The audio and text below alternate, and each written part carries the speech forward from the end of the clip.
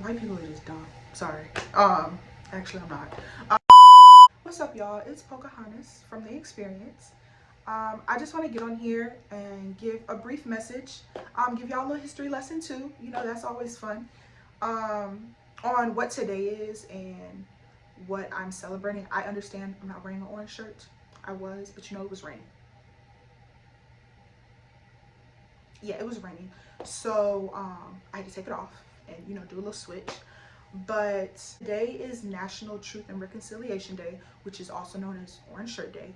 It's a national holiday that's recognized, and it's to bring awareness and it's to honor the indigenous families that were a part of Indian residential schools. The residential school system started to take place in the late 1800s, like 1870s to 1880s.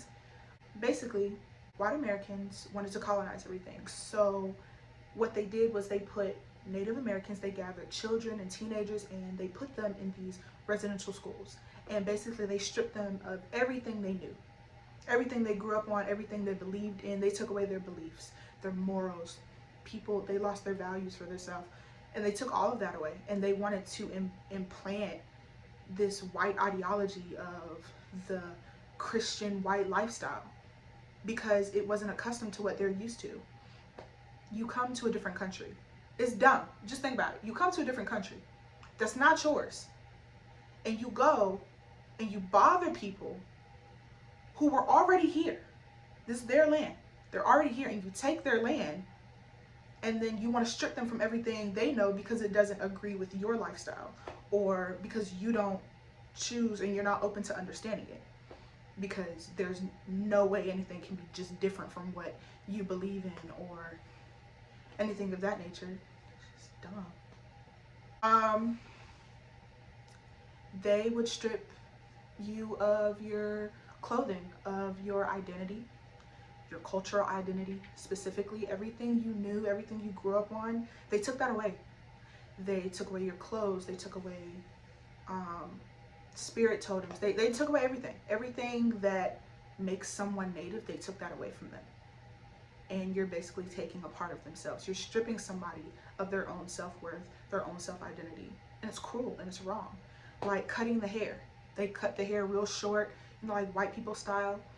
In my culture, cutting your hair is known as an extension of your spirit, which is why I really don't cut mine. It's one of the ways I stay closer to my culture. You know, for those who didn't know, fun fact. And that they took that away. They cut their hair, they cut it off, they cut it short. When Native children would rebel and, you know, not agree with what was going on, they would be killed. And so that's why every year they're finding hundreds and thousands of unmarked grave sites of full of Native children and teenagers. Like, that's bad. Like, it's bad. But I feel like awareness is not brought to it, just like awareness is not brought to a lot of minority issues. With African Americans to Asian Americans to the Latino community, like minority cultures, the things that matter to us and the things that need to be brought up are not being brought up. Like, it's still a conversation with dressing up as Native Americans for like holidays, for like Halloween. Like, why? You're dressing up as somebody's culture, something that you don't understand, and you're mocking it, you're insulting it. That is racist. To me, it's racist. It's very discriminative. Why would you dress up as a culture? Why would you dress up as something that you don't even understand? That's wrong to me. Because if you were to do it with any other minority culture, it's a problem. So why isn't it a problem with Native Americans? Simply wearing orange, simply wearing the color, shows that you care, shows that you support. That's the whole purpose in doing it. It's awareness. That's what awareness is for, to bring light onto dark subjects, things that need to be shined, things that need to be known. Having Native Americans as mascots, I feel like is rude. It's insensitive. Here in Orangeburg Preparatory School, I don't know if it's a private school or what. I think it is, but their mascot is the Indians. Your mascot is a cultural group of people. That makes sense to you? Like that's okay? You're okay with that? Because I'm not. And the symbol is like a bow and arrow. Like, I will attach a clip about a residential school survivor talking about their experience and really giving a little insight. It's just a little short snippet of the clip. We were all transported to the residential school in those big, dirty trucks. How old were you? I was 7 years old.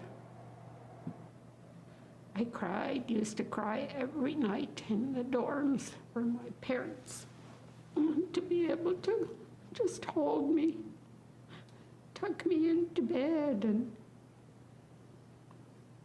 it's been almost 50 years since Mary left the school, but in many ways, the school didn't leave her.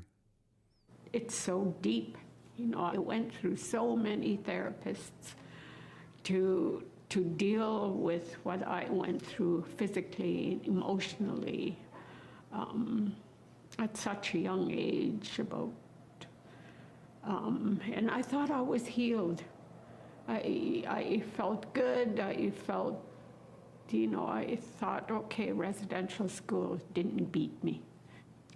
So I